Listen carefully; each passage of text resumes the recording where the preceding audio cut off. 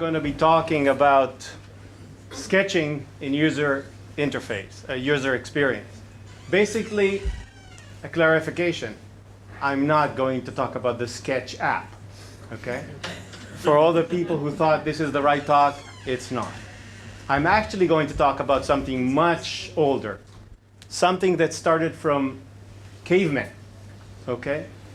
Sketching is something that we've done for so many years. And what is the reason that I'm proposing this? When we're talking about a project, it's not just a UX project, right? It's a project that is something that hasn't been created yet. You cannot really show it to people, right? It's not something in the room that you can say, oh, you look at this. It's just like the story, the ancient Asian story about how blind men describe an elephant. It all depends on where you look, right? If you look at the husks, it's sharp. It's just like a spear. If you touch and you feel the ear, it feels like a giant leaf. If you're underneath the body of the elephant, it feels like a cave, and so on. So the problem that they have is that they lack the big picture, the vision of the thing, right? In this case, it's the elephant. But we're not really talking about elephants, do we? We're talking about something which is a hairy situation. It looks odd, hard to understand what it is, but when you look at it from afar, it's actually a little cute, right? It's not too bad. But if we're talking about a project, especially startups, it's on the run. You come on a Monday morning or a Sunday morning, and it's changed. All of a sudden, someone had an idea, they changed the product, it's something else entirely, and you worked all this time, you were just about to finish your description of the product, and now you have a new one. So what we're trying to do is actually play catch up.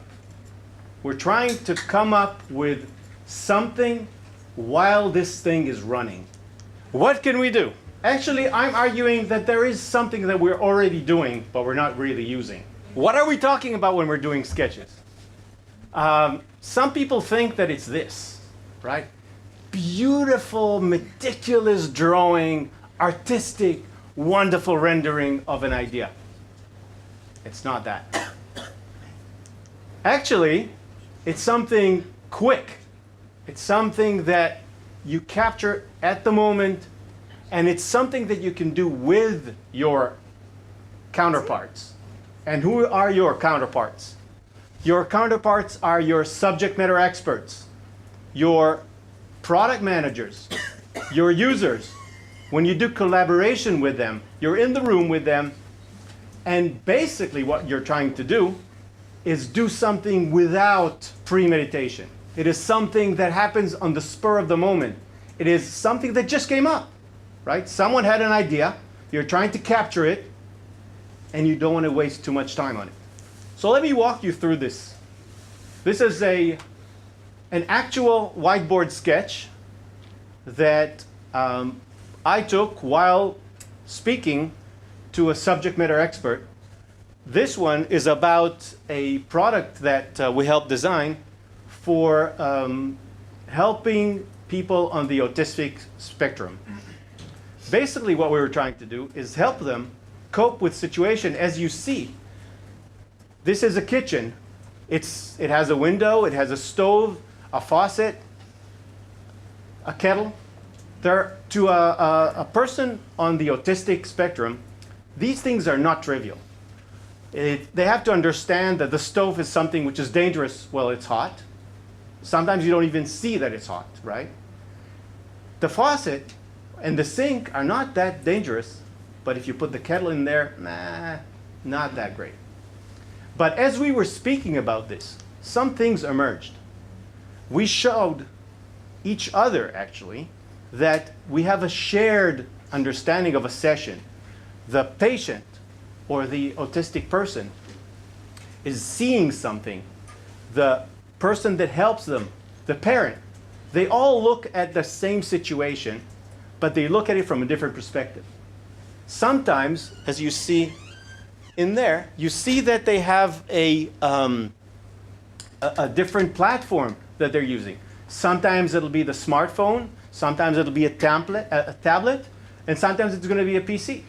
So all these things are different perspectives that came out during the discussion. And the reason I can talk about it right now is because this is my memory, right? This was happening and it was captured right there on the spot. Here's a quick drawing about things that we can capture in a sketch. It is very versatile, very flexible. You see, right here, very quickly, you can see the different situations of using screens. On the left-hand side, you see a person on a bus, right? On a train, looking at their smartphone. And then you see someone using 2 screens in the same time. And then another 2 screens in the living room. You see how little effort was put in here to convey all these contexts. To explain this in words would take a long time. And seeing them all together is really helpful. You might say, well, I don't really know how to draw, right? So, can anyone sketch? Absolutely yes. It's not about the ability to make something pretty. Well, if you're good in that, great. But you don't have to. These are some sketches that I captured from product managers and subject matter experts that were trying to explain things to me and to the people in the team. What you see on the right-hand side is a really complex situation about a measurement robot in a car production plant. There's a lot of information about this, and I can tell you, and you have to trust me because you weren't in the room, that all the people in the room really got the point when this was on the board. The left-hand one is about metrology as well, about measurement of quality assurance in a semiconductor plant. And it's about how the quality is actually trying to converge into a product ready for release. The Google design sprint methodology also uses sketches and also promotes sketches. This is a phase called Crazy Eights in the design sprint. But an interesting thing came up. When I was looking at images, trying to search for images for this talk, I was actually trying to search for startups and see related images. You see the person right there? He is surrounded by sketches. Sketches are not only drawings. Sometimes they are text. Sometimes they're annotations showing relationships, showing all kinds of information. And then I searched. I went to Google and I searched for startups and I looked at the image tab. And guess what? A lot of information in there. A lot of images are actually of sketches. There are sketching ideas. There are people sketching. Sketching is all over the place.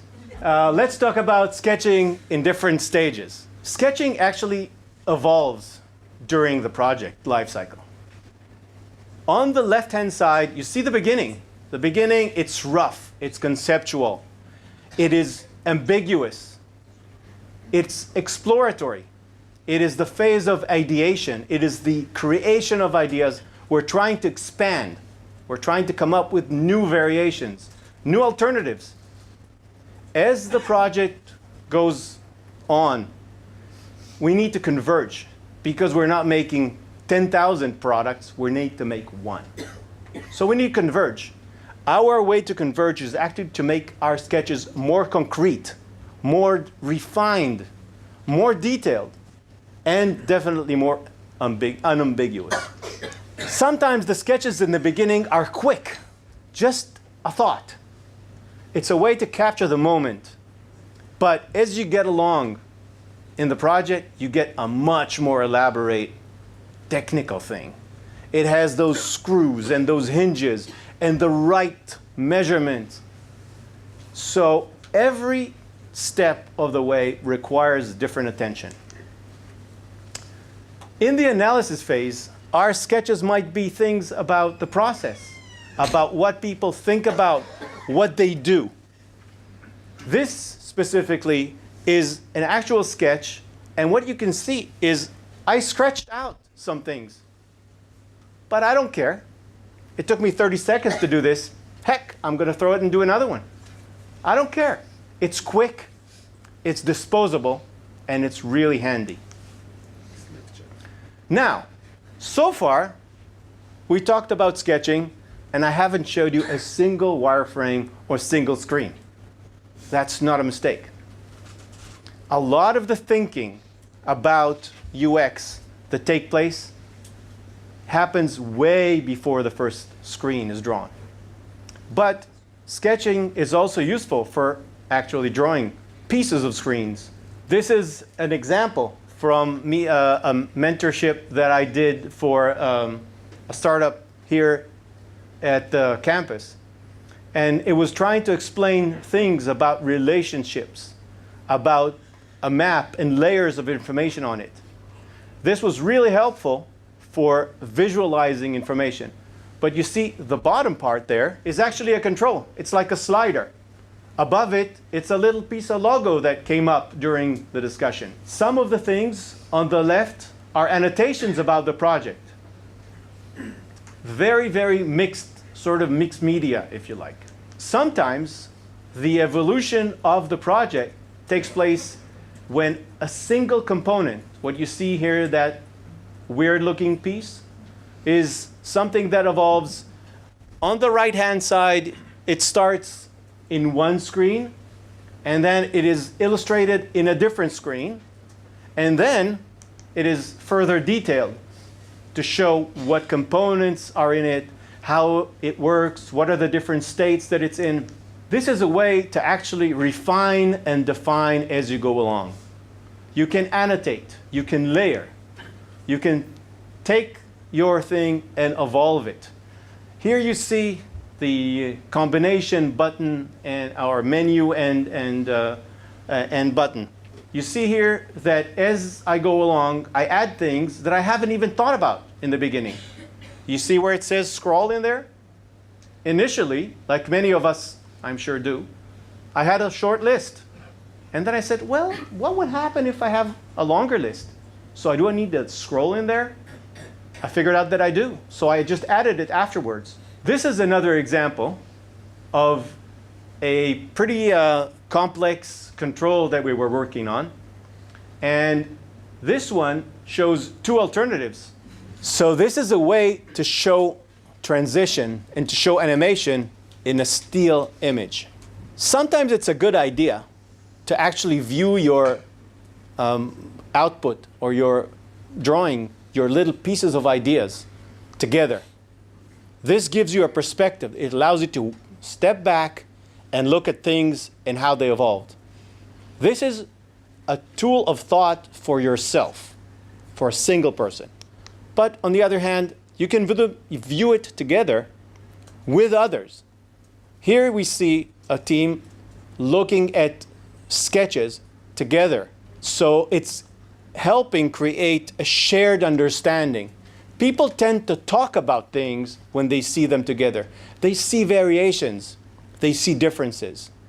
They see evolution of things. Degas, the artist, was saying that you should look at drawing not as what you see, but what you want others to see. So when you're actually drawing, sometimes it's a good idea to actually draw it and pay attention to what you're trying to explain. Again, this is a way of iterating just to show the evolution of an item and to show the differences and to highlight things. In here, the difference between these two, the reason I put them together is because when I reviewed the right-hand one, I realized that the hierarchy of things, the list and the details of a selected item are commonly done the other way around. It's not a Hebrew product. It's a regular English product, a left to right one. So this was helping me explain to the team the reason for me to switch.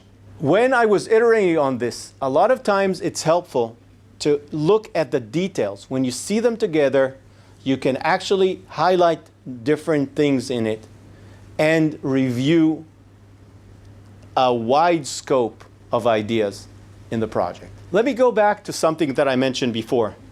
The crazy eights in the Google Design Sprint. Jake Knapp, who devised the system, the methodology, argues for using one piece of paper, a regular sheet of paper, and fold it into 8.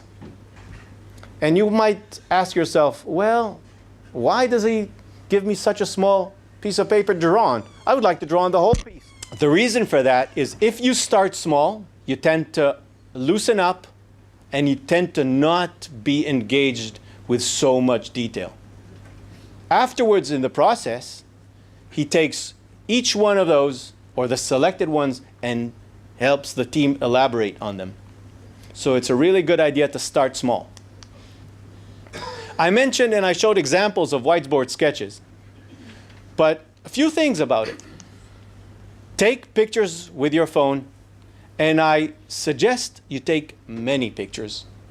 The reason that helps is because it lets you a way to play a playback of stages in the process. Things get erased, so better take the picture before you erase. But every time things change, everything evolves. Capture that and then review them together, as we said before.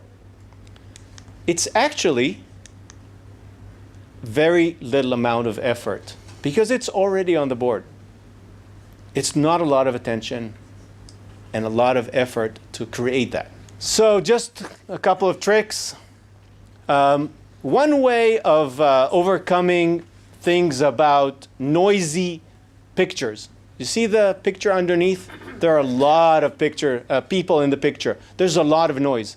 But when you're trying to actually focus your message, just like was showing here, I was actually trying to illustrate the discussion that these guys were having while using their laptops. So I just overlaid and redrawn just the outlines of it, and it helps focus on this thing. When I have those sketches, I'm able to actually do prototyping and testing with it. In this case, it's a session of testing using paper prototypes, which are really handy when you actually have the sketches. It's either you use it in the Wizard of Oz technique or for the more tech-savvy people. You might use you have many alternatives, just like the POP application. For those who are not familiar with POP, this is it.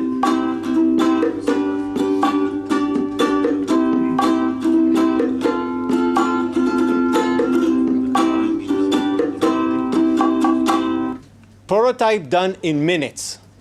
It's a way to actually refine ideas, capture them, and make them work really quickly. I'll just summarize what we talked about. We have a big challenge in our position. None of us have time to go back and say to a customer, hang on, let me write that. I'll come back next week and we'll continue. No, you have to do it right there. Sketching is an effective way of capturing ideas, evolving ideas, and actually an extension and a tool of thought. And we've seen some tricks of the trade on how to do this. So with that, thank you very much.